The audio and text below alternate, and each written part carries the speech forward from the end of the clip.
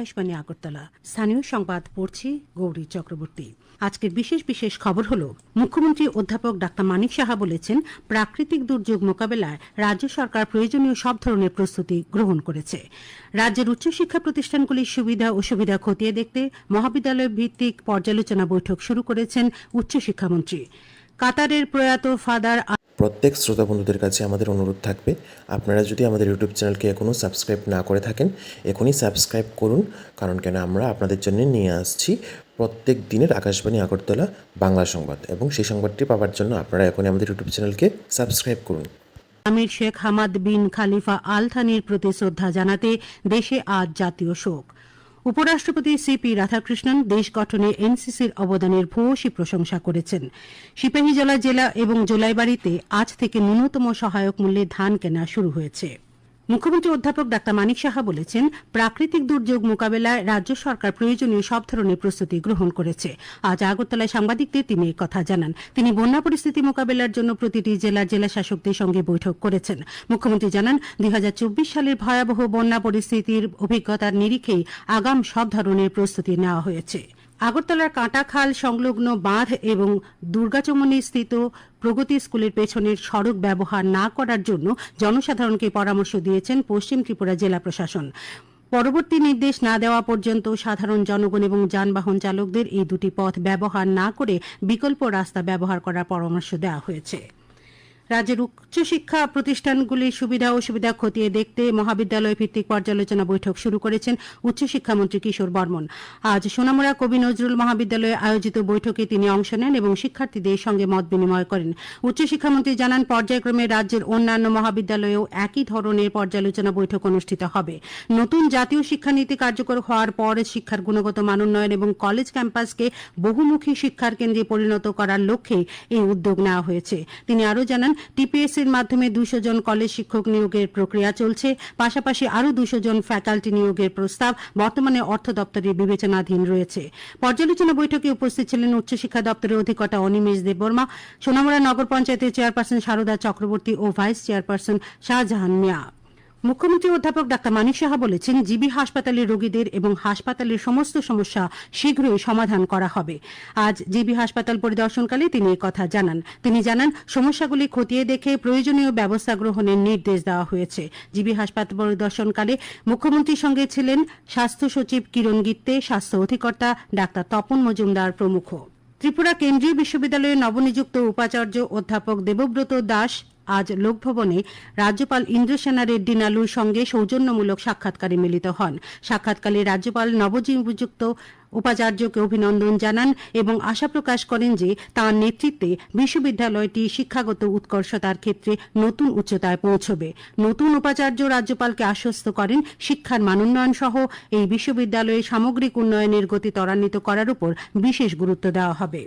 জনজাতি কল্যাণমন্ত্রী বিকাশ দেববর্মা রাজ্যের বস্ত্র, তাঁত, হস্তশিল্প ও রেশম শিল্পের সার্বিক উন্নয়নের লক্ষ্যে কেন্দ্রীয় বস্ত্রমন্ত্রী গিরিরাজ সিংয়ের সঙ্গে একগুচ্ছ প্রস্তাব রাখেন। আজ নয়াদিল্লিতে কেন্দ্রীয় বস্ত্রমন্ত্রীর সঙ্গে বৈঠকে রাজ্যের জনজাতি কল্যাণমন্ত্রী গুচ্ছ প্রস্তাব নিয়ে বিস্তারিত আলোচনা করেন। তিনি রাজ্যে একটি সমন্বিত textile park, silk park, national institute of design, Indian institute of handloom technology এবং সেন্ট্রাল সিল্ক রিভিলিং স্কুলের ইউনিট স্থাপনের প্রস্তাব দেন। পাশাপাশি মাস, আনারস ও কলার আঁশ ভিত্তিক শিল্প গড়ে তোলা একটি ক্রাফট ভিলেজ ও হস্তশিল্প জাদুঘর প্রতিষ্ঠার জন্য প্রস্তাব রাখেন। এই খবর আপনারা শুনছেন আকাশবাণীর আগরতলা কেন্দ্র থেকে। আকাশবাণী সংবাদের আপডেট পেতে লগ ইন করুন www.newsonair.com এবং নিউজ অন এআইআর অ্যাপ, এবং টুইটার ও ফেসবুক প্ল্যাটফর্মে এআইআর নিউজ এলআরসি। ইউটিউবে লক্ষ্য করুন নিউজ অন এআইআর অফিসিয়ালে। এছাড়াও আকাশবাণী আগরতলা সংবাদ আপডেট পেতে দেখুন টুইটার বা এক্স হ্যান্ডেলে আকাশবাণী নিউজ আগরতলা, ফেসবুকে এআই নিউজ আগরতলা এবং ইউটিউবে আকাশবাণী নিউজ আগরতলা। কাতারের ফাদার আমির শেখ হামাদ বিন খালিফা আল থানি গতকাল প্রয়াত হয়েছেন। তাঁর প্রতি শ্রদ্ধা জানাতে ভারতে আজ একদিনে জাতীয় শোক পালন করা হচ্ছে। সারা দেশে জাতীয় পতাকা অর্ধনমিত রাখা হয়েছে। প্রধানমন্ত্রী নরেন্দ্র মোদী ফাদার আমির শেখ হামাদ বিন খালিফা আল থানির মৃত্যুতে গভীর শোক প্রকাশ করেছেন এবং তাঁকে একজন দূরদর্শী নেতা হিসেবে বর্ণনা করেছেন। প্রধানমন্ত্রী নরেন্দ্র মোদী আগামী ২৬শে জুলাই রবিবার সকাল ১১টায় আকাশবাণীর মন কি বাত অনুষ্ঠানে দেশ বিদেশের জনগণের সঙ্গে মত বিনিময় করবেন। এটি হবে মন কি বাতের ১৩৬তম পর্ব। প্রধানমন্ত্রী জনগণকে তাদের সুচিন্তিত চিন্তাভাবনা মন কি বাতে জানানোর আহ্বান জানিয়েছেন। মাই গভ ওপেন ফোরামে এবং নমো অ্যাপে জনগণ তাদের মতামত পাঠাতে পারবেন। এছাড়াও টোল ফ্রি নাম্বার 1800117800 নম্বরে কল করে হিন্দি বা ইংরেজিতে মতামত রেকর্ড করানো যাবে। এছাড়াও 1922 নম্বরে মিস কল দিলে যে লিঙ্ক পাওয়া যাবে তাতেও SMS করা যাবে। ফোন লাইন এ মাসের ২৪ তারিখ পর্যন্ত খোলা থাকবে। নতুন দিল্লিতে উপরাষ্ট্রপতি ভবনে আজ প্রতিরক্ষা প্রতিমন্ত্রী সঞ্জয় শেঠ উপরাষ্ট্রপতি সিপি রাধাকৃষ্ণনকে ন্যাশনাল ক্যাডেট কোর অর্থাৎ এনসিসি এবং সৈনিক স্কুলগুলি সম্পর্কে অবহিত করেন। দেশ গঠনে এনসিসির অবদানের প্রশংসা করে উপরাষ্ট্রপতি এক ভারত শ্রেষ্ঠ ভারত কর্মসূচির আওতায় ক্যাডেট এক্সচেঞ্জ প্রোগ্রামকে জাতীয় সংহতি সুদৃঢ় করার ক্ষেত্রে একটি চমৎকার উদ্যোগ হিসেবে অভিহিত করেন। এছাড়া তিনি নেশামুক্ত ভারত অভিযান ও স্বচ্ছ ভারত অভিযান সহ এনসিসির বিভিন্ন সমাজসেবামূলক উদ্যোগেরও ভূয়সী প্রশংসা করেন। সিপাহীজলা জেলায় আজ থেকে ন্যূনতম সহায়ক মূল্যে কৃষকদের কাছ থেকে ধান কেনা শুরু হয়েছে। তা চলবে আগামী ২৩শে জুলাই পর্যন্ত। এই উপলক্ষে ধনপুর মোটর স্ট্যান্ড এলাকায় আয়োজিত অনুষ্ঠানে উপস্থিত ছিলেন বিধায়ক বিন্দু দেবনাথ, কাঠালিয়া পঞ্চায়েত সমিতির চেয়ারপারসন মিঠু রানী দাস। বিধায়ক বিন্দু দেবনাথ জানান, ধনপুর এবং কাঠালিয়া মোটর স্ট্যান্ড এই দুটি স্থানে মোট ১,৮০০ মেট্রিক টন ধান কেনার লক্ষ্যমাত্রা ধার্য করা হয়েছে। প্রতি কেজি ধানের ন্যূনতম সহায়ক মূল্য 23 টাকা ৬৯ পয়সা। এদিকে জোলাইবাড়িতেও কৃষকদের কাছ থেকে আজ থেকে ধান কেনা শুরু হয়েছে। তা চলবে আগামী ২৩শে জুলাই পর্যন্ত।